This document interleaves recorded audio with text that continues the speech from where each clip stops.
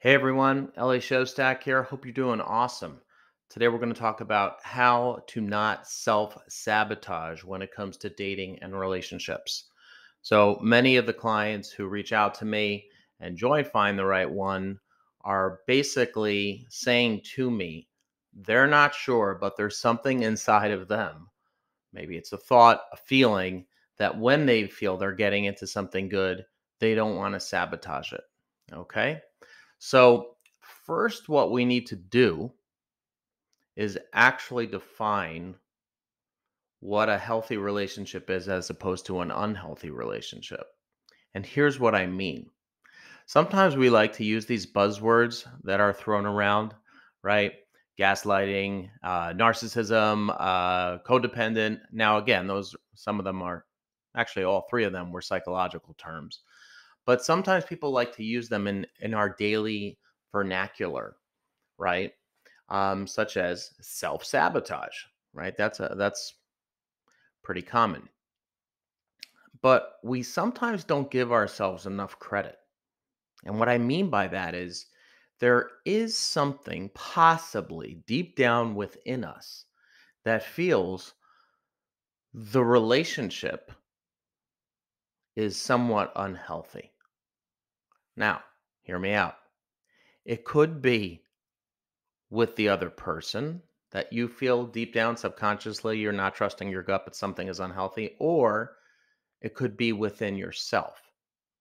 But either way, if we truly are getting ourselves out of something that is quote unquote unhealthy, either for the other person or for us, that's actually a good thing. So we want to flip the script on that. So, what does it mean to self sabotage? It means that our minds feel this, for all intensive purposes, is something that's good. So let's, for argument's sake, say that it is a good, solid relationship. Let's just say. Now the question is, what can I do in order to stop doing that again? So, what we need to do is take a look inside us and say, what am I really afraid of if this was going to work out? What inside of me am I afraid of? Am I afraid of rejection? Am I afraid of loss of the other person?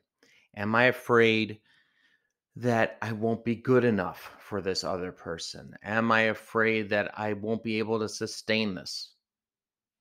Whatever the fear is, we have a person right behind me. Okay. His name is, in case you're not being able to watch this and you're listening to this, there's a picture of Alex Honnold. Um, and he is free soloing El Capitan. Now, somebody who would look at a free soloist, somebody who climbs mountains without a rope, they would say, okay, bona fide nutcase, right? No. This person feels so in the zone with what he is doing. But what we don't see is that he has practiced this route thousands and thousands of times where he knows each step. He knows. Now, that doesn't mean that there aren't going to be things that come along the way that might throw you off here and there, but a way that he says he's able to overcome the fear and by truly loving what he does, even though for the general public, we'd be like, oh, that's like a death wish. Like, who would do that? Right.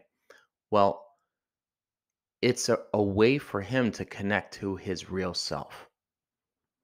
So, by overcoming fear, and acknowledging that there is a fear that is going on within us, that is what we can address, just like Alex does, and look inside of ourselves internally, and we can say, okay, I get it now. There is something either within me that I'm afraid of when it comes to this relationship, or there is something about the other person, or our connection together. And that's what needs to be addressed. Okay. And when you address it and you get good at addressing those consistently, there is no more self sabotage. Hope you found this helpful. Have an awesome day.